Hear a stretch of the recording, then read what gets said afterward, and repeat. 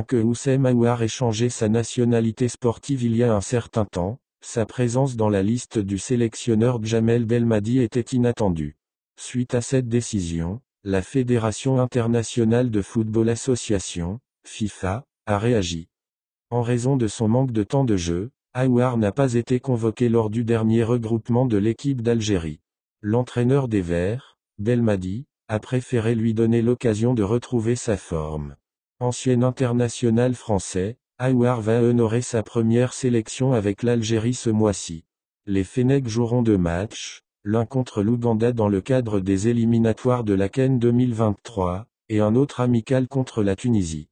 Le compte Twitter de la FIFA a tenu à saluer la présence d'Aouar, 24 ans, dans la liste des joueurs convoqués.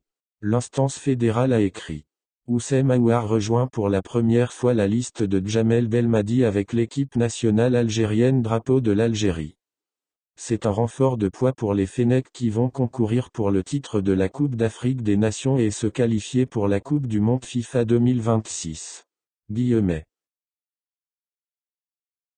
Aliou Cissé et Djamel Belmadi se connaissent bien, ayant tous deux grandi dans la ville du Val-de-Marne, en banlieue parisienne. Leur chemin s'est croisé au Paris Saint-Germain en 1992.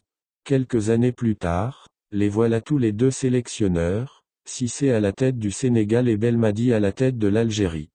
Il est donc logique que Belmadi et Cissé, ayant presque suivi la même formation, soient souvent comparés.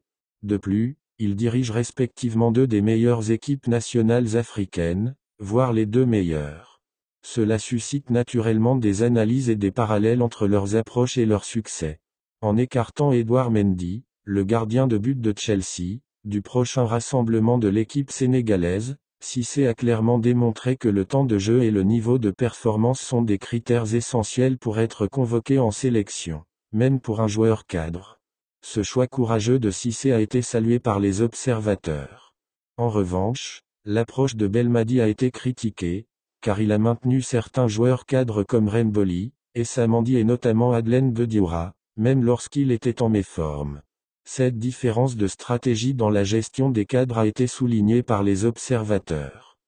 Il est important de rappeler que la sélection nationale jouera prochainement. Les Verts affronteront l'Ouganda au Cameroun le 18 juin dans le cadre de la 5e et avant-dernière journée des éliminatoires de la Coupe d'Afrique des Nations 2023 en Côte d'Ivoire. Seulement 48 heures plus tard, les Fennecs disputeront un match amical contre la Tunisie au stade d'Annaba.